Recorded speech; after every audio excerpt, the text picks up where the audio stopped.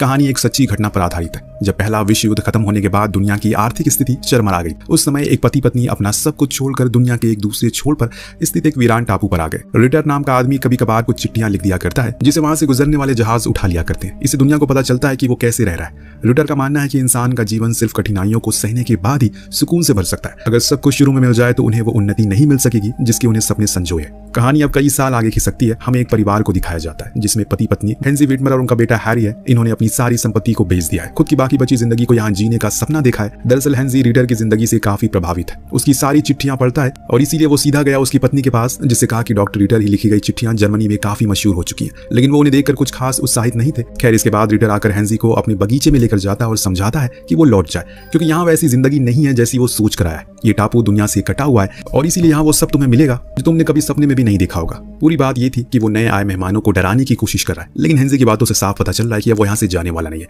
इसके बाद रिटर उन्हें गुफा के पास लेकर जाता है और कहता है कि यहाँ वो रह सकते हैं, लेकिन इतना याद रखें कि यहाँ पर पानी बहुत कम है। सिर्फ बारिश के पानी को इकट्ठा करके गुजारा किया जा सकता है। अब उसके जाने के बाद ये पूरा परिवार लग जाता है काम पर, ताकि जब बारिश का मौसम आए तो वो उसके पानी को इकट्ठा कर सके। इन्होंने जी तोड़ मेहनत की और फिर बना दी एक पाइपलाइन जिसका पानी सीधे जाकर गिरेगा एक गड्ढे में, जो उनके लिए पानी का स्रोत बन सकेगा। एक रात डोरा अपने पति से कहती है कि वो उस परिवार के आने से खुश नहीं है, उन्हें उस जगह पर उसे नहीं ले जाना चाहिए। तो रिटर बताता है कि उसने उन्हें ऐसी जगह छोड़ा है जहां ना फसल हो सकती है, ना ही आसानी से पानी मिल पाएगा। वो कुछ ही दिन के मेहमान है। सुनने के बाद डोरा के चेहरे पर एक सुकून सी मुस्कान आती है। इधर मार्गरेट कठिन परेशानियों के साथ जैसे तैसे करके अपनी रातों को काटती है। अजीब अजीब से कीड़े और जंगली जानवरों की आवाजें सोने नहीं देती उसे, लेकिन फिर भी उसने एक बार ये नहीं कहा कि उसे वापस जाना है। इस बीच हमें यह भी पता चलता है कि वो 3 महीने की प्रेग्नेंट है, जिससे हेंजी बहुत खुश होता है। दोनों परिवार अपने अपने रोजमर्रा के कामों में लग जाते हैं। अभी उन्हें एक दिन तोप के गोले की आवाज आई। देखने पर पता चला कि उनकी ओर नौका आ रही है, जो आकार में काफी बड़ी है। कुछ देर बाद जब वो किनारे पर लगी तो उसमें से एक एलोइजी नाम की औरत उतरी। उसके 2 चाहने वाले रॉबर्ट और रूडी भी उसके साथ थे। इस टापू की खूबसूरती को देखने के बाद एलोइजी भावुक हो जाती है और सपने देखती है कि यहाँ पर एक आलीशान रिजॉर्ट बनाने का है। इस बीच उसे पता चला कि यहाँ वो डॉक्टर रहता है जिसकी चिट्ठियां काफी मशहूर है और इसीलिए वो डोरा से मिलने गई। खुद की तारीफ की ये कहकर कि वो एक अमीर औरत है और यहाँ एक आलीशान रिजॉर्ट खोलने का सोच रही है। और उससे पहले वो इंसान से मिलना चाहती है जिसने अपने बलबूते पर प्रकृति के भंडार को खुद के काबू में कर लिया। तभी अंदर से रिटर बिना कपड़ों के बाहर आता है, जिसके सामने वो उसकी काफी तारीफ करती है। उनसे पूछता है वो कहाँ ठहरे हुए हैं। इसके जवाब में एलोइजी ने कहा समुद्र किनारे। तो उसने उन्हें एक ऐसी जगह ले जाने का जिक्र किया। अगली सीन में हम देखते हैं कि वो सभी एक साफ पानी के स्रोत से नहा रहे हैं, जो हेंजी ने अपने परिवार के लिए बनाया था। जब उसने ये देखा तो वो आग बबूला हो गया। तो एलोइजी ने माफी मांगी और यहाँ वो अपना परिचय देती है और बताया कि वो उनके नए पड़ोसी हैं और अब वो यहाँ पर एक आलीशान रिजॉर्ट बनाना चाहते हैं। उसी सिलसिले में वो यहाँ पर आई है। इस दौरान वो उन्हें उनकी चिट्ठियां देती है जो कि शहर से आई थी। कहा कि ये वो उस तक भी पहुंचा दे, यानी कि रिटर तक। जब वो रिटर के पास लेकर गया तो पहले से खुली थी, जो देख वो गुस्सा हो गया। उसे लगा कि उसने उसे पहले पढ़ लिया है, पर हेंजी ने ऐसा नहीं किया। उसे पता था कि ये सब एलोइजी का करा धरा, इसीलिए वो उसके पास गया और कहा कि आखिर वो उन दोनों पड़ोसियों के बीच क्यों लड़ाई करवा रही है। तो उसने कहा कि इसमें उसका कोई हाथ नहीं है, बल्कि उसके पड़ोसी ने ही पानी का स्रोत के बारे में बताया था और कहा कि वहां जाकर हम नहा सकते हैं। हेंजी को समझ आ गया कि वो नहीं चाहता कि वो लोग यहाँ पर रह रहे। उसने अब रिजॉर्ट का पूरा नक्शा देखा जिस बारे में एलोइजी ने बताया। ये रिजॉर्ट सिर्फ अरबपतियों के लिए होगा जो यहाँ आकर खुद के अय्याशी करेंगे। लेकिन हेंजी को नहीं लगता कि ऐसी अजीब सी जगह पर कोई इतना बड़ा कुछ बना सकता है। उसकी ये बात एलोइजी को कुछ खास पसंद नहीं आती, इसीलिए वो वहां से चली जाती है बिना कुछ बोले। एक दिन जब रिटर के पास खाने को कुछ नहीं होता तो वो हेंजी के घर गया, जहाँ वो एक जंगली जानवर का शिकार करके अभी अभी लाया था। उसकी ऐसी हालत को देखकर उसने उस जानवर का कुछ हिस्सा उसे दे दिया। धीरे धीरे करके समय बीतने लगता है। अब धीमे धीमे बारिश का भी मौसम आने लगा है, लेकिन अभी भी गर्मी बहुत है। हेंजी ने अब तकरीबन अपना पूरा घर तैयार कर लिया है। अब तो उनके पास खाने को सब्जियां भी हैं, जो कि आज पहली बार हुई है। लेकिन वहीं दूसरी ओर रूडी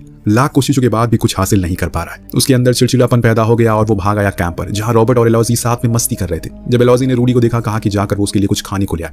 वो तो पहले से इतने गुस्से में था और अब उसकी फरमाइशें सुनकर और गुस्से में आ जाता है और कहता है कि उनके पास अब ना खाने को है ना ही पीने को है। ये सब उसकी गलती है, जिसके कारण वो सभी यहाँ पर फंस चुके हैं। वो सिर्फ बस सपने देख रही है। अब ये बातें एलोइजी को बहुत बुरी लगती है, इसीलिए वो जंगल की ओर भाग गई रोते हुए। इधर घर में अकेले मार्गरेट जब काम कर रही थी तो मैनुअल और रॉबर्ट दूर से उसे छुप कर देख रहे थे। इतनी में अचानक मार्गरेट के पेट में दर्द होती है। हालांकि अभी उसके बच्चे को आने में समय है और इस समय घर पर ना ही उसका बेटा और ना ही उसका पति, दोनों ही शिकार पर गए हैं। इसीलिए वो खुद ही मदद के लिए आगे बढ़ी और पीछे से आए दोनों उसके घर में घुस जाते हैं। लेकिन ज्यादा देर तक कुछ चुरा नहीं सके, क्योंकि दर्द में करा रही मार्गरेट वापस आ गई और खुद ही अकेले खुद के बच्चे को जन्म देने की कोशिश में लग गई। ये दोनों ही उसे देख रहे थे पर उसकी मदद नहीं करते। और इतने में अचानक मार्गरेट को बाहर से गे की चिल्लाने की आवाज आई। वो बाहर गई तो देखा कि उस पर कुछ जंगली कुत्ते हमला कर रहे हैं, जिन्हें दूर करने के चक्कर में वो खुद ही फंस गई। धीरे धीरे करके दर्द बढ़ता जा रहा है, उसकी सहन शक्ति टूट रही है। एक समय तो ऐसा आया कि वो वहीं गिर गई और खुद के बच्चे को जन्म दे दिया, जिस पर कुछ कुत्तों ने हमला करने की भी कोशिश की, लेकिन सही समय पर हेंजी आ गया। इधर ये दोनों लोग भी खाने का सामान को चुराकर एलोइजी के पास गया और उसने कहा कि ये तो 1 हफ्ते भी नहीं चलेगा। इस बीच उन्होंने उसे बताया मार्गरेट अकेले ही बच्चे को जन्म दे रही है, हमें उसकी मदद करनी चाहिए। लेकिन पत्थर दिल एलोइजी ने उसे जाने नहीं दिया।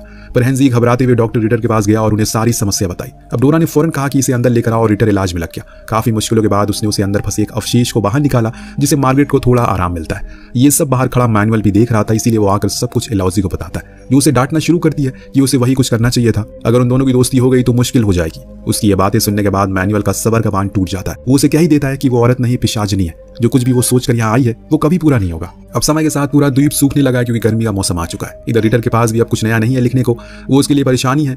तो वहीं रूडी भूखा पहुंचता है हैंजी के घर पर। उसकी हालत को देखकर वो लोग उसे खाने को दे देते हैं, जिस दौरान वो उन्हें एलॉजी की सारी सच्चाई बता देता है कि वो कोई अरबपति नहीं है, वो बस फिल्मों से प्रेरित है और खुद को किसी कैरेक्टर की तरह ट्रीट कर रही है जिसके सामने सारी चीजें छोटी है, क्योंकि उसे लगता है कि हर कोई उसका गुलाम है। अपनी ही काल्पनिक दुनिया में वो खोई हुई है। और हाँ, सबसे बड़ी बात, वो नहीं चाहती कि तुम और रिटर किसी भी तरह करके साथ आओ। इस दौरान हमें एक और शिप को इस ओर आते हुए देखते हैं, जिसमें से उतरता है एलन नाम का शख्स, जो कि एक रिसर्चर की टीम लेकर यहाँ पर आया। उसे देखते ही एलॉजी एक अच्छी ड्रेस पहनकर बाहर आती है, क्योंकि अब यही उसे यहाँ से बाहर निकाल सकता है। वो उसे अपने वश में करने की कोशिश में लग गई। दरअसल एलन रिटर के कहने पर यहाँ पर आया था और अपने साथ काफी कुछ भी लाया था, क्योंकि वो उसे मिलना चाहता था और उसकी इस प्रकृति की दुनिया को करीब से देखना चाहता था। रात होने पर वो एक छोटी सी पार्टी रखता है, जिसमें वो रिटर की बहादुरी और उसकी काबिलियत की तारीफ करता है कि कैसे वो अपनी पंक्तियों से दुनिया को प्रेरित कर रहा है और परिश्रम करने पर ही फल मिलता है। और फिर उसने मार्गरेट के बच्चे के लिए बधाई दी और अंत में एलॉजी की खूबसूरती की तारीफ भी की। इस दौरान एलॉजी को पता चल जाता है कि वो एक मशहूर डायरेक्टर भी है, जिसके पास काफी पैसा है और वो उसे अपने झांसे में फंसाने के जी जान लगाने लगती है। वो एकदम अकेली है और उसे किसी सहारे की जरूरत है, पर एलन तो उसके मुंह पर कह देता है कि उसे उसमें कोई दिलचस्पी नहीं है।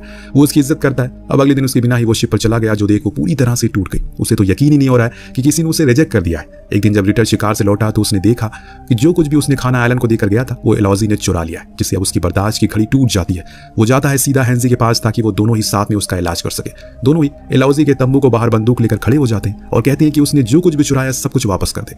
लेकिन एलॉजी इनकार कर देती है और हैंजी की ओर देखकर कहती है कि क्या तुम्हें लगता है जिसकी तुम मदद कर रहे हो वो तुम्हें बाद में खाना देगा? वो उन दोनों के बीच में फिर से लड़ाई करवाना चाहती है, जो कि उसका शुरू से मकसद था। तभी रॉबर्ट अंदर से बंदूक लेकर आता है और इन पर तान देता है, लेकिन समय रहते मार्गरेट आकर बात को ठंडा करती है और सभी को अपने घर जाने को कहती है। वापस जाने के बाद रिटर अपने टाइपराइटर को तोड़ देता है गुस्से में और निकल जाता है शिकार पर। इधर मार्गरेट के घर पर रूडी खाने के लिए आता है और बाहर उसे एलॉजी बुलाती है। रोती हुई कहती है कि अगर उसे जाना है तो वो जा सकता है, क्योंकि अब उसके पास उसे देने को कुछ नहीं बचा। दोनों की आंखों में आंसू थे, वो दोनों किस कर लेते हैं। आधी रात को अचानक हैंजी की आंख खुली, क्योंकि बाहर किसी की चीखने की आवाज आ रही थी। बाहर जाने पर पता लगा कोई उनका पानी चुरा रहा है, इसीलिए उसने उसी की दिशा में गोली चला दी। पर ये तो डोरा का पसंदीदा घोड़ा था जिसे उन्होंने मार दिया, और अगर उसे इस बारे में पता लगा तो वो उन सभी को मार डालेगी। नेक्स्ट डे डोरा ने देखा कि उसकी सारी मुर्गियां बीमार पड़ चुकी हैं। उसका घोड़ा भी कहीं दिखाई नहीं दे रहा, इसीलिए मार्गरेट परिवार के पास गई। वो तो अनजान बनने की कोशिश कर रहे हैं उसके सामने, जैसे मानो उन्होंने कुछ देखा ही ना। अब डोरा गिर पड़ती है तो हैंजी उसे संभाल कर घर लेकर जाता है, जहां पर पहले से रिटर मौजूद था, जिसे वो सब कुछ बताने लगता है कि तभी उन्हें एहसास होता है कोई उनकी बातें सुन रहा है। जब वो बाहर निकला तो उन्हें वहां रॉबर्ट दिखा, जो उनकी जासूसी कर रहा था। ये सब देखकर वो समझ गए कि ये सब कुछ करा धरा एलॉजी का ही है।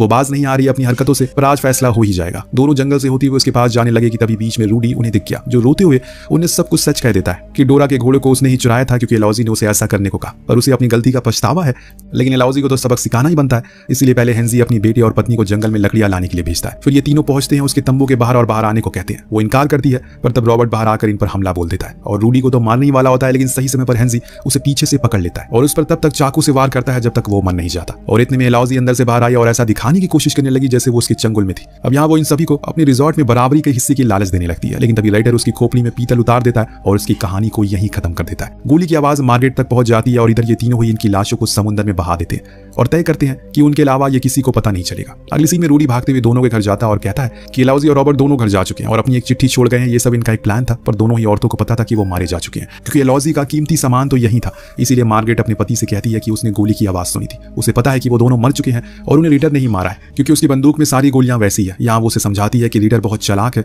वो उसे जेल करवा सकता है। पर हैंजी परेशान हो गया, इसीलिए वो उसे जाने को कहता है। वो अपने परिवार को ऐसे बीच में छोड़कर नहीं जाएगी, ना ही किसी को उन्हें तबाह करने देगी। दूसरी तरफ रिटर से डोरा तंग आ चुकी है, इसीलिए वो फैसला करती है कि वो उससे दूर हो जाएगी। पर रिटर उसे समझाता है कि ऐसा वो ना करे, लेकिन डोरा का कहना था कि अब वो बदल चुका है। जिस मकसद के लिए वो यहाँ आया था उसे वो भूल चुका है और बस पड़ोसियों के पीछे पड़ा रहता है। वो तो उसे गद्दार तक कह देती है और वो भाग जाता है जंगल में, जहां उसकी मुलाकात हुई मार्गरेट से, जिसने उसे कुछ ताजी मुर्गी के अंडे देने की बात की, पर वो लेने से इनकार करता है। तो मार्गरेट उसे बताती है कि एलॉजी का खून हुआ है और वो उसी के पति ने किया है, लेकिन वो मानने को कहां राजी था। दूसरे सीन में हम रूडी को देखते हैं, जो समुद्र में था, क्योंकि उसे अब एक नौका दिख गई है, जिसके कप्तान से वो सिफारिश करता है कि वो उसे ऊपर ले ले, जिसके लिए वो मान भी जाता है। तो यहाँ रिटर को अब एक नई चीज मिल गई है लिखने के लिए।